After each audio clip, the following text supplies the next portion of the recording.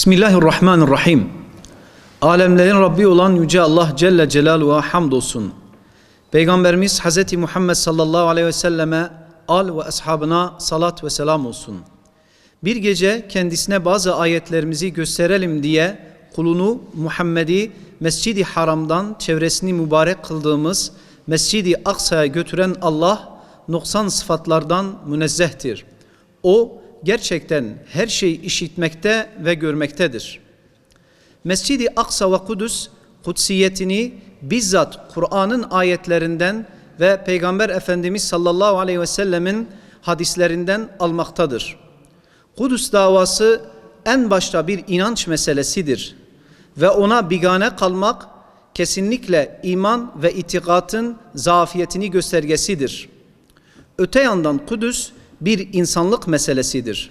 100 yıldan uzun bir süredir devam eden, özellikle de Aksa tufanı sonrasında vahşice işlenen katliamlar karşısında sessiz ve ilgisiz kalmak ancak ve ancak insanlıktan nasibini almayan ve vicdanları körelmiş insanların işi olabilir. Recep ayının son haftası Kudüs'e ilgili çok önemli bazı olayları içinde barındırdığından Kudüs haftası Recep ayının son haftasında kutlanmaktadır. Her şeyden önce bu hafta İsra ve Miraç gecesini kendinde barındırmaktadır.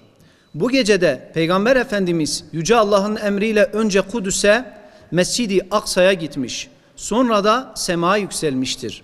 Yine Hicri 583 yılının Miraç gününde Kudüs Fatihi Selahaddin el-Eyyubi komutasındaki İslam ordusu Hittin muharebesinde Haçlılara galip gelerek ilk kez kıblemiz Mescid-i Aksa'yı özgürlüğüne kavuşturmuştur. Bu yılda inşallah Dünya Kudüs haftasında 23-30 Ocak tarihleri arasında ilmi ve sivil toplum kuruluşları olarak birçok program düzenleyeceğiz.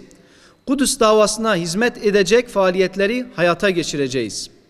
Amacımız Kudüs'ün özgürlüğüne katkıda bulunmak, Kudüs davası konusunda halkımızı bilinçlendirmektir. Kur'an-ı Kerim'in ifadesiyle İslam ümmetinin en büyük düşmanı olan Siyonist Yahudilerin esaret ve işgali altında bulunan ilk kıblemizin esaretten kurtuluşuna hizmet etmeye vesile olmaktır. Bu vesileyle Mirac'ın yaşandığı Recep ayının son haftası olarak idrak edilen Dünya Kudüs haftası kapsamında Kudüs davasını dünyaya haykıracağız. Gayemiz bu kutsal davayı sahiplenerek izzete ulaşmak ve ulaştırmaktır. Kudüs özgür olana dek sesimiz Kudüs, nefesimiz Kudüs olacaktır.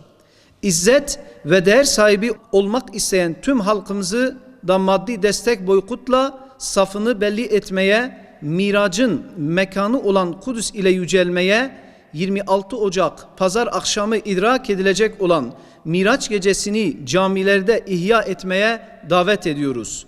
Özgür bir Kudüs ve Mescid-i Aksa'da buluşmak dileğiyle Kudüs haftamız mübarek olsun.